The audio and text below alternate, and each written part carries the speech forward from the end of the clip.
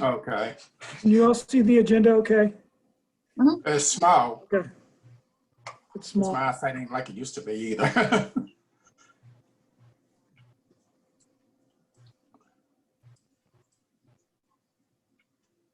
Okay, okay. Okay. All right, for time, just to repeat, we're gonna go ahead and call this meeting to order. Andrew, we're gonna turn it over to you, Yes. buddy. Very good. So this is really an opportunity just to kind of keep the placemaking plan in front of us. As you know, we did present to town council, and there wasn't direction that night on what the next step would be. So I wanted to try to touch base with you all tonight or today on that, to see if you feel like it would be something that we would want to try in the next 2 months, at least to see if we could get a work session potentially scheduled for further discussion of the placemaking plan, and really talking about more of the goals and the projects more specifically. I will mention I did have an opportunity. I was invited to a DCI board meeting and did present to them some on it. And then Planning Commission has put this on their agenda for next Monday to really talk about this in depth as well. So they may have the Planning Commission may have some recommendations and or some thoughts that I can bring back to central business as well for next month. So that'll be next Monday. All right, you were saying something about a work session. You mean a work session for council members, or? Right. I mean, I guess that was my recollection, that in order to kind of have a bit more deep dive into what are the priorities of council coming out of the plan, that we would probably want a work session, or at least a bit more time dedicated at a regular meeting to discuss this. But if that's something that you'd like to handle it a different way, I'm definitely open for that. Personally, I think we would get more out of it just having a work session on this subject only, because there was a lot of information out there. Mm-hmm.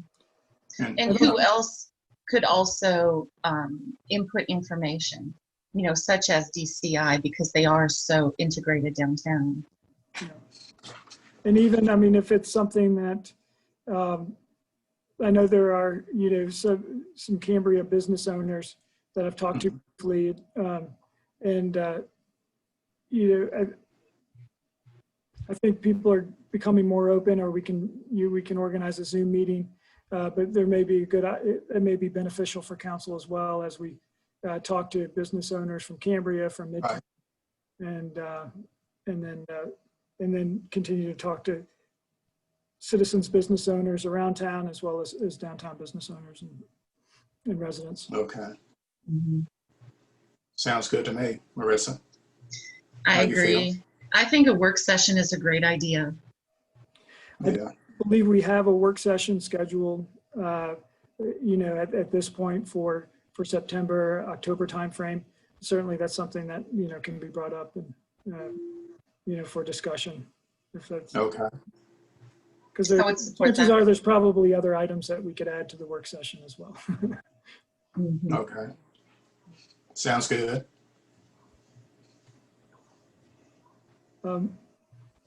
So it really, as far as that was all I had for the placemaking plan. Today, I did want to touch on the second item on the agenda is the Rowley grant update. And Sharon or Marty may even be able to comment a bit on this, but they do have 2 designs available. I'm not sure if you've seen them or not. I can send that out to you. I don't have a copy right now of the large prints that the design that the designer has done, Balzer and Associates. But There's one that's more kind of a bell shape and one that's more of a circular shape. They both feature the bell as a centerpiece, and have quite a bit of landscaping, walking area and seating area. At the last Rally grant meeting, they talked quite a bit about fundraising, and they're continuing to discuss that. And then they are now also getting citizen comment on the two designs. And they were at the market last Thursday, and Marty, they seem to have a pretty good attendance and feedback there. They were asking questions. They couldn't have people fill out surveys because of COVID, but they were asking questions and writing down the responses. And that seemed to work pretty well. And they're going to be back this Thursday. Is that right, Marty? That's correct. They really worked hard to make sure that they get citizen input for anybody who's listening that hasn't been to the meetings. I think that's one of the most impressive things that I've seen, is truly their desire to get the feedback from the people who are going to be using it. And I think one of the things we saw at the market, that once they looked at those drawings and got a little information, a lot of them are walking over to the park itself and taking a look at the Pocket Park area. Mm-hmm. Yep. Yeah, so this is really the second, shot. They got the initial survey results, and then that really fed into the design, and then now getting the input on the design before moving forward with the final design. So I think, yeah, it's been a very, very interactive process. Right now. What? 1:30 will be fine. Or Sam. I do think that those drawings are on Facebook and on the DCI website. Sharon might could confirm that. That'd be good. I tried to find it the other day. I didn't see it right away. Yeah, Sharon, they're on there. And I think Sean, because we had some IT issues right when we launched it. So I think Sean moved the widget. So it should be, as soon as you go to downtown Christiansburg org/rally, it should be kind of moved to the forefront, the survey link, and as well as the QR code. Okay, Cool. good. I can pull that up now if it cooperates here.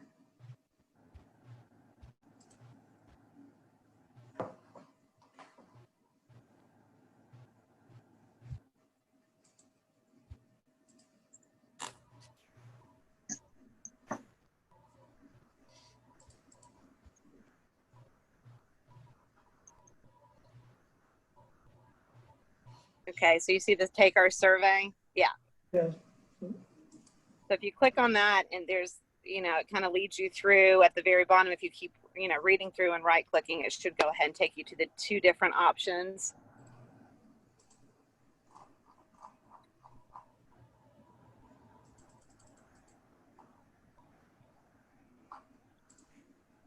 See if I can. I was going to say, I don't know why you're sleeping. It's very large. Let me try this again.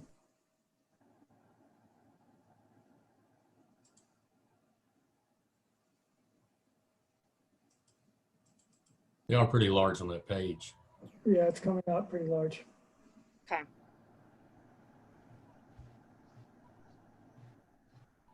So I'd like to mention too that these two final ideas, they were brought about by what the citizens said that they wanted in the park.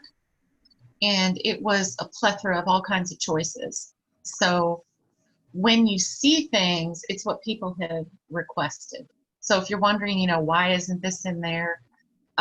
That's why. Completely people driven.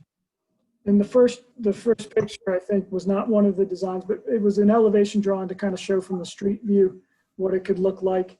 And there's a desire to have a seat wall on the edge so that it could function as, people that are kind of, just hanging out near the sidewalk, could sit there, or people that are actually, facing the park area could sit there as well. So it kind of has a function both towards the park and then also for public purposes.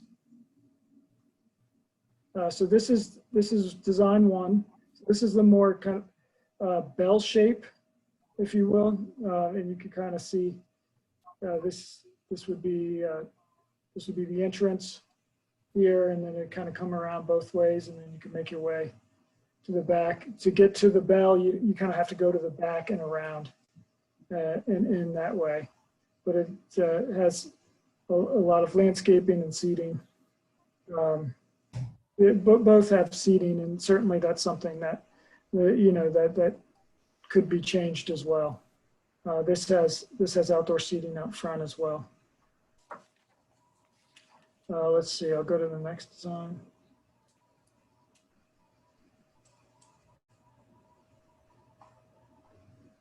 And this is the more circular design.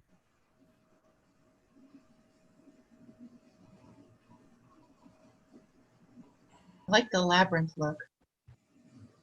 It's kind of neat. Yeah. And anybody can go to these meetings too. Just so anybody who's listening knows, it's not closed. So yeah, just clicking through, they just ask for, what design is your favorite, any thoughts? And then did you take part in the original rally survey? And then asking where you live, how much you're in downtown Christiansburg, what do you do in downtown Christiansburg? So these are things that we asked in the first survey as well, but the rally group felt that they were important to keep getting a sense of, what are people looking for in the downtown? So that's really all I had with the rally grant. Sharon, do you remember how long that's going to stay open for? I believe it goes. I know we're going to be at the farmers market again at the booth Thursday, and I believe it wraps up at the end of the week. And I think you got that email from Kathleen as well, Andrew, but she is getting a great response to the survey online. And I think Ellie said last week we had 16 surveys filled out at our booth. So I think we're getting quite a few surveys back. So that's everybody's really participating well. Excellent. Can you all see the agenda back up? Mm-hmm. Okay, very good. It's a little hard with my setup. I have the laptop and then a screen, and it's a little hard to know exactly what is showing. So I appreciate the feedback. The next item, unless there's any other questions or comments on that, I think everybody's excited to kind of, to move along. I think with fundraising,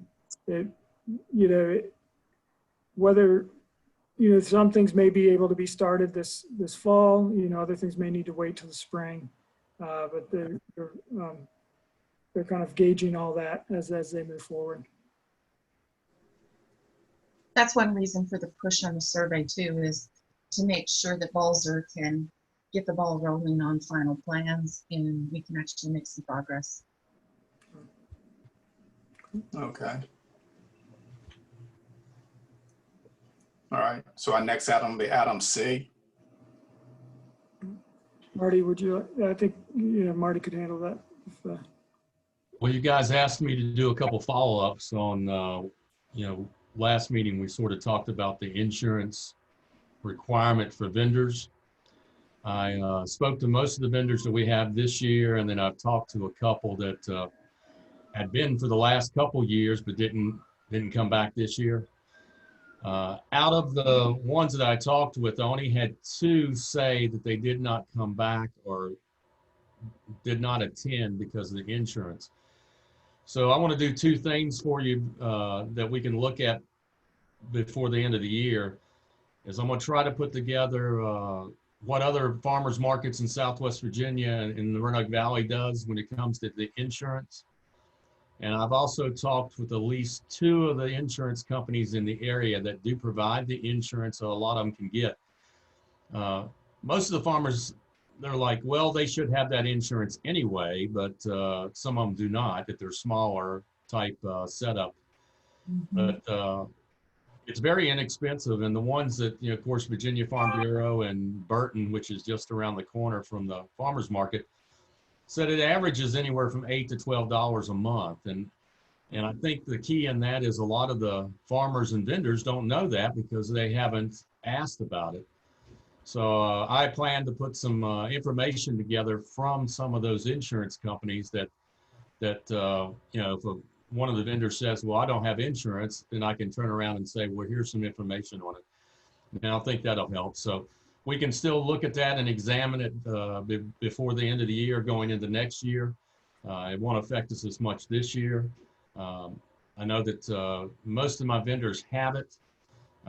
There's a few that have asked to come just maybe 1 or 2 times that do not have it. And then I've asked them to look into it, and they have. So it's been pretty open. So I think that's one thing we still need to examine and talk about. Of course, everyone that, you know, it's in the meeting, we're there for last night for the presentation.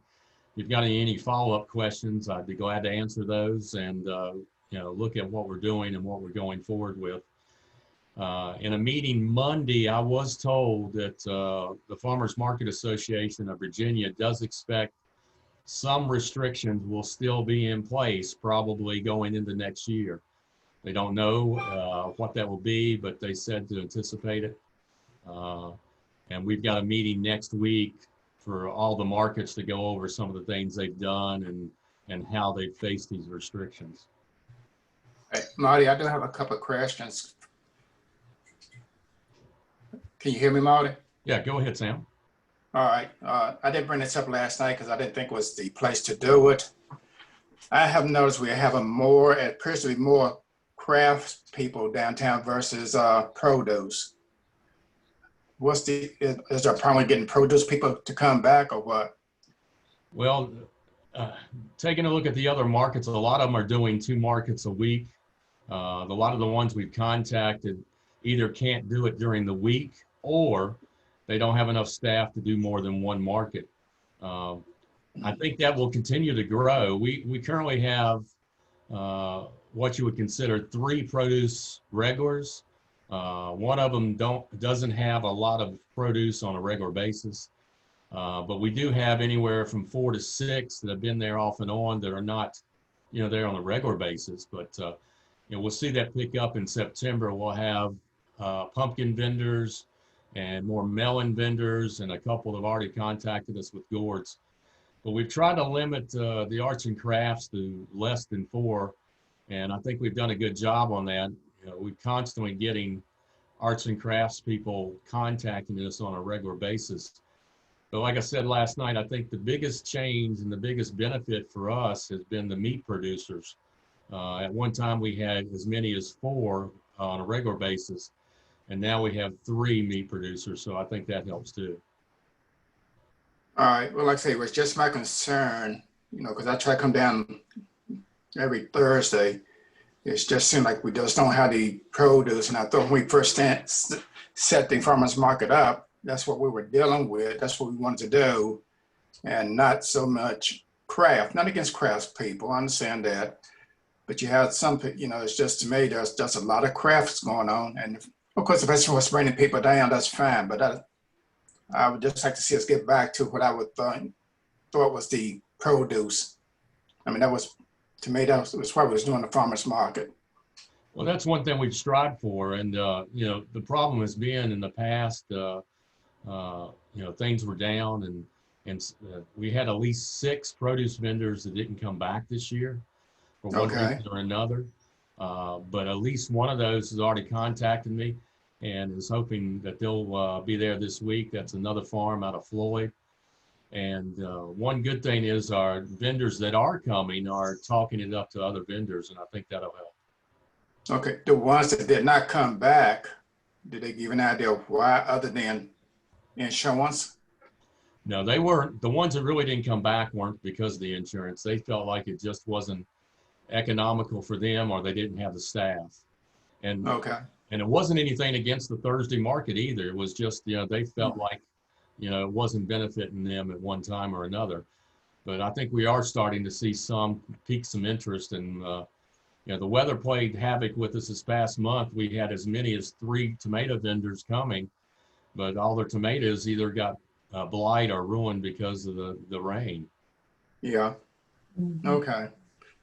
Well, I said, it was just a question of concern on my mind. I didn't think last night was the time to bring it up because, y'all doing good. Don't get me wrong. You're doing good because I see a lot of people coming, but I hope they're spending money. And I feel like they are. And you're right. That's one of the concern I've had is trying to get more produce vendors. Okay. Thank you, Marty. Anyone else? I think he's doing a great job with the market. I've been there almost every week, and the people are happy when I talk to the vendors. I had even talked to Marty about the gentleman who sells the burled bowls, the wood bowls, Yep. which are absolutely divine.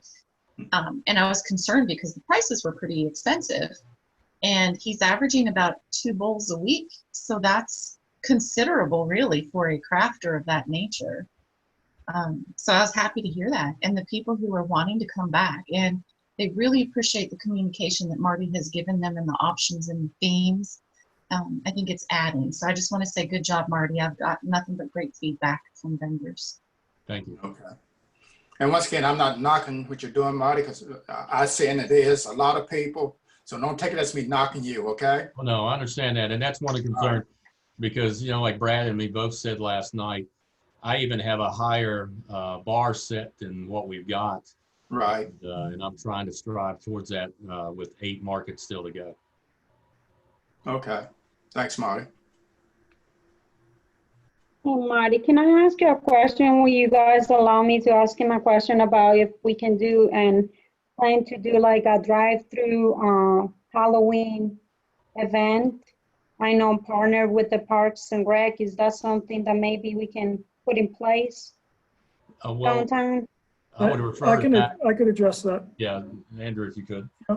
Yeah, I mean, that is something I know, yeah, Brad and staff and Marty's probably been part of it as well.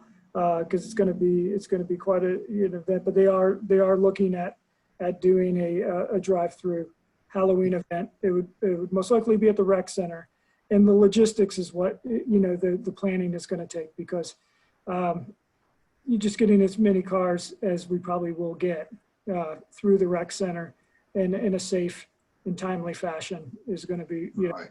what takes some time to plan. And that was my suggestion with Brad, but I know we seem to be working together in a lot of these things and everything. I had mentioned that about the drive-through Halloween thing or whatever back a couple months ago, and That's great. I'm glad to hear that you guys are actually looking into it. So that's exciting to hear. But, And yeah, another quick it's a question, great idea. Marty, is there any way that we can have a sidewalk open during the farmers market thing? So there is accessibility for people to not have to go through the farmers market and that are not required to go to the farmers market on Thursday, but just to have a sidewalk open. Because I do know that you guys have shut down both of the sidewalks. And the other day that when I came with my kids don't want to go back to the farmers market now because obviously you told them get off of their bike. Well, they were not in their bikes, they were in their scooters and they felt like you yelled at them. And now they're like, great, and so for me not as a businesswoman, but as a mom, I can also tell you that made me absolutely angry. And I hope that, that this does not happen again, but I guess that's a place that my kids use on the constant basis because they use that loop going around Hickok Street almost every day. I mean, today they were there this morning riding the scooters. So is that a way to have a sidewalk open and instead of using the 2 sidewalks and the road? Well, that's the barricade and the COVID-19 restrictions. We've got to have 6 to 8 feet between the outside of the market and each vendor. So we're limited because of the COVID-19 during those hours. That's why we got the barricades up. Okay, and even I'm going to address the barricade part as far as I personally now when I say barricades, I'm talking about along the sidewalk. And nothing against the church, but we've been having a little thing with the church, and kind of, to me, with the barricades, we're trying to tell people that this is public and this is private properties. So if they go around the barricade and get onto the church property, to me, that should relieve the town of any responsibilities if something should happen. We want to be good neighbors. So once again, I think the barricades separating the two properties, to me, is a good idea. That's my personal opinion. And I will let you know that we did have a discussion with the administrative assistant and some people from the church. Okay. And we explained to them what we're doing and how we're trying to deal with it. And one of the concerns they had was people were still using the parking lot. They had no problem with that. It's just if, we try to make sure they don't park in the grass. That was one thing they've been seeing the last couple of years. And we've been trying to watch that in the last couple of weeks. If there's someone that uses that parking lot, that we ask them not to park in the grass. But the discussion that we had with the church officials is pretty open, and they don't have a problem with it. We just need to try to watch, what we might be, might have some problems creating for them. Okay. Well, let's see. We want to be good neighbors, but we just don't want to. We don't want anyone to think we're trying to take advantage of their space. Well, I've tried to contact them off and on at least once or twice a month, Okay. just to let them know what's going on and Keep them in the loop. Sounds good, Marty. All right, sounds good. Do we have anything else on the farmer's market? All right, if not, we're going to move down to Adam D as in David.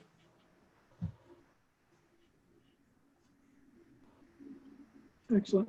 So I think, Sharon Robertson was able to join us. She's a part-time staff person with DCI and has done a great job working with businesses downtown overall and helping also through the small business recovery grant program to answer questions, to be the liaison to folks that she has relationships with.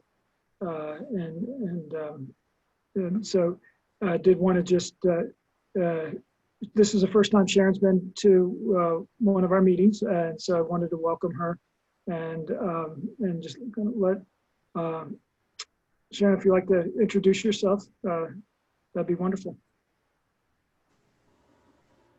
Hey, everybody. So, yeah, I've actually been with DCI a year now, I think. I think my 1 year anniversary was going to be this year's food truck rodeo in August. So that's kind of hard to believe. Time flies. But we've actually just finished setting up our office at the Grom building. So I do have office hours now. They're Tuesday and Thursday from 9 a.m. to 11 a.m. And so I'm available there consistently every week. But of course, if that doesn't accommodate someone's schedule, feel free to reach out to me and we can certainly work around that. And yeah, I'm happy to be here. I'm happy to be working with the downtown businesses and with the town, and anywhere that we can kind of be helpful is where I'm trying to be. And whether that be just a liaison just to kind of answer questions or field questions. And then also just kind of taking the temperature and checking in with all of these downtown businesses just to make sure, through COVID that everybody's still doing okay. And if there's something that we can certainly do to help them, that we're there to do it. I have one. I'm sorry. Excuse me. Where is your office located? I didn't catch that. It is upstairs at the Great Road on Main building. We are upstairs in Suite 201. All right. Yeah, I missed that. Thank you. Mm-hmm. All right. Anyone else have any questions or comments? I'd like her to hang around though, because I think that under option E, she could be helpful. Okay. And I just want to say it's a different year for most organizations, whether it's Kiwanis, Downtown Christiansburg Inc. Yeah, so the food truck rodeo is not going to happen this year. Okay. And that's in talking with Ellie, where the final decision is we'll make the final decision to say yes, but I know that that just with the prep that's taken, that has to go into that event. Even if they were to start now, it'd be really hard to get organized. So it's unfortunate. That's obviously, the most well-attended event, along with the Wilderness Trail Days that happens downtown each year. So, it is a shame that we have to go without that this year. Right. But that's kind of the theme of this year, I guess. I think we've Yeah, lost a unfortunately. lot of our food trucks too, who were not producing after COVID. Yeah. Yeah. All right. Adam came up this morning, and it's not on the agenda, but we were asked to look into this. And this was the possibility of having seating downtown. Andrew, if you want to address this, what we can do and what we can't do with the virus going on and what we maybe do later on. Sure. Right now, our code does not address outdoor dining on public sidewalks. A lot of communities have ordinances that allow outdoor dining or allow leasing of space or allow, some sort of encroachment as long as enough clearance is provided so that you could have safe, accessible sidewalks. And so this has come up. There was a complaint, against a restaurant that the town had to follow up with and say, no, you cannot do the outdoor dining on the sidewalk. So, the request came from that property owner. And so it does seem like something from a long-term perspective that the more activated sidewalks you have from a vibrancy in the downtown and what you see in successful other localities and across the country is that outdoor dining is something that is valued by citizens and desired. So it does seem like it's something that we would want to talk about, whether we decided that it just doesn't work on because we don't have wide enough sidewalks, or we just can't ensure safety, whatever the issue would be. But I do think that it's probably worth the conversation. Okay, but right now, our biggest concern is the virus is really, I don't say holding us back, but that's the biggest thing right now, it seems like, as far as being able to do it. Right, and it has limited, obviously, capacity of restaurants, all restaurants. Right. To have indoor seating, and for small restaurants, it's virtually impossible to be able to ensure, the separation for indoor seating. So, Okay, but and so there is the ability potentially for for council to to say during this emergency declaration we would allow this with the intent to either think about it in the future doing something permanent or not. But yeah, there certainly could be for the consideration of the restaurants are limited with indoor seating at this time. So is there a desire for staff to work with restaurants to be able to provide in a safe way dining that could take advantage of public spaces? all right, I definitely would like to see central business keep it on our task list, to keep following up and see what we can do, if anything. I'd like to go ahead and request that we task the town with coming up with wording that we can present to council for approval. Because of course, everyone knows small businesses are very important. And the more that we can take off of them and not hinder them, the better off we're all going to be. So the more codes and possibilities for violations, they really do just hinder a business. And it's more than just COVID. Like, if we want a vibrant downtown, I think we really need to look at our sidewalks and say, what are we going to allow? We need to have cute signage. We need to be able to have plants. We need to be able to have seating. I think our downtown needs to be much more friendly and allow those businesses to do those awesome extra things that they can out on the sidewalk or in front of their business. And I'm not just talking downtown. you know, it could be at another business in Uptown. But the whole point is that people in general want these things, and we shouldn't be telling our businesses that they can't do them, especially if their customer base wants them. So I would like to support something that is not just for COVID, that is a policy change for us to make our businesses more vibrant, and it's a policy that would stay, not be done at the end of the year or temporary. Okay. All right, I'll agree. Yeah, that's what you're saying. I agree with that.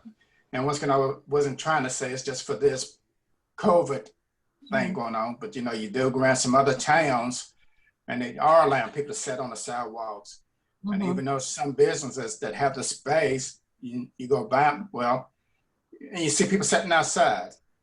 You know, and I'm not saying we're Black Speckers, we're not. I mean, we can't do, you know, shut down our roads, but if people can sit outside for a little bit to get some fresh air and eat, why not? You know, as long as it's not interfering with foot traffic, I think that's the biggest thing. When it came to the complaint, Andrew, exactly what was the complaint? Like, I couldn't walk by a certain restaurant, or was it they're getting away with it and I can't do it kind of thing? What was the concern? That they didn't believe it was allowed. There were also trash cans involved, which was part of the complaint, and that you had to. So it, you know, there could be a smell issue, and then also that you had to wind your way through the sidewalk.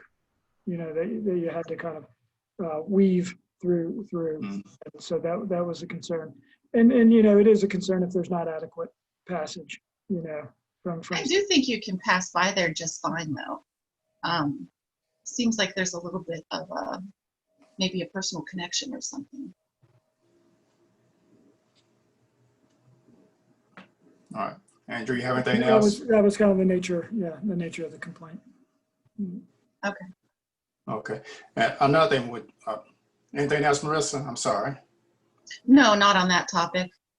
Okay, just to give y'all a heads up, Andrew, you want to taste us? So I'll call Mr. Powell if we did invite him to this meeting, but something happened. Andrew, want to touch on that, please? Sure. Yeah, he was not able to. He had a 12:30 Zoom call that he had scheduled for a while, so he was not able to make it. But he is available on September 23rd at your next meeting.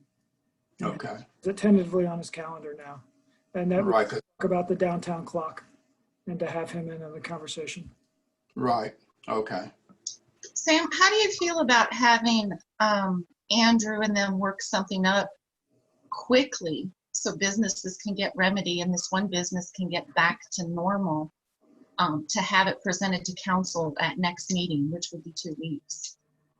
Well, I have no problem with that. I mean, if Andrew thinks they can get this done within 2 weeks, I mean, I don't know what the ordinance would need to be changed or stuff like that. Andrew, is that something y'all that you could do in a couple of weeks, or you need more time? We can take a look at it and see, you know, and at least get back with you and let you know. Maybe if we feel like it's something that could be adjusted pretty quick, or no, we really need to really, you know, looking into it more and potentially, you know, study it a bit more. It really wouldn't be a change to the zoning ordinance, so I don't believe that it would have to go through Planning Commission. Okay. So it could go directly to council for their consideration. All right. So Marissa, I would based on Andrew to give us a yeah or nay if he can have it ready in 2 weeks. How's that? I think we should be able to. Yeah. Okay. To check in on that, and you just read the code a little closer and see what would need to change and how we would want to handle it. Because I do think, you know, if you got to a certain percentage of the sidewalk that was being taken, you know, for outdoor dining or for, you know, display, yeah, I do think that becomes a bigger question of, you know, is the public space being changed, you know, for one or two, you know, two individual businesses needs. Right. So I do think there is a balance there. What do you consider, or is there anything in place that says how much space that you do need on a sidewalk for walkway? Because I'm thinking it would have to be at least the width of a wheelchair. Right. It's typically 4 foot clearance, and again, we do have, we have nice light poles and, and trees. So there are other items that sometimes reduce that width as well, for clearance. So you always have to be cognizant of what you're putting potentially on the other side of the sidewalk if there's a tree, because that could reduce the passage for someone in a wheelchair or someone walking. Gotcha. Well, I would definitely appreciate anything that can be done in a quick nature, because I think that people want it, the businesses need it, and it really does help. And if you could reach out to the restaurant in question and let them know what our update was today from our meeting, that would be great. I don't want them to think that we're just making them take away their tables, Right. without us working on a resolution. Well, I agree with what you're saying. I think this committee or whatever, we want to see people downtown, because that was my platform, but we do. I mean, I know the town was having the, what was it, on Hickok Street where people come out and eat lunch, but I know did it go away because of the virus or just wouldn't have the turnout? But I'm like you, I would like to see more people, and I keep saying downtown, because that's basically what our main focus is downtown. And But, something else that can, oh, I'm sorry, Sam. And I say, when I say downtown, there's no way I want to say we want to forget about Cambria, because we're not. Right. All right, your turn. I just wanted to add too that something that we need to consider with outdoor dining is, the 120 employees we're soon to get at the old middle school who potentially may be walking down the hill for lunch. And it would be nice to think about them and all of the other people who may be eating outside. Yeah, even a future courtyard would be great, but I realize that space is a bit limited. So I think we do need to make some fair concessions on that. And we may even reach out to some of the businesses just to get their input. If you were allowed to do this, would you do it? I'm saying like microdose, for instance, because and maybe they're not done because they don't know they can or cannot, but if they were permitted, would you do it? Like, for example, where the pocket park is going to go at Great Roads on Main, even until that is actually produced, that would be a wonderful area just for some quick up tables. Yeah. For people to get used to enjoying that space. All right, Andrew, we can put this back on you to get back with us ASAP. How's that? Yeah, that sounds good. I mean, so what I'm looking at is really a code change to allowances on the sidewalk. I do think that, if there's a desire to do something, like creating a central place for, that we would put up some tables, whether it's at the square, or if you wanted to look at, closing Hickok again on Friday, during lunch hour, something along those lines to create more outdoor dining. That could be another thing. That was a similar program we had last year. Right.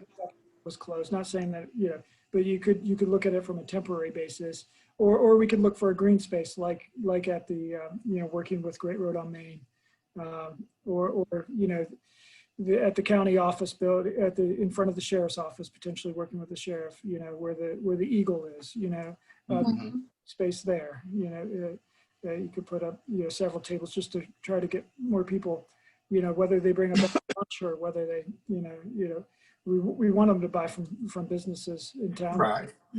But part of it is also just to get them outside and out and about in downtown. Right, Okay. right. I think we're all on the same page ultimately. It'll just depend on, Andrew, what you can bring back to us or to council. Okay, great. Sounds good. I'll work on it. Okay. Do we have any other business? I think this is pretty hefty right now. Hey, look at this. We on time too. Y'all did good. First time in a long time. So yeah, no, I think it's wonderful. It is.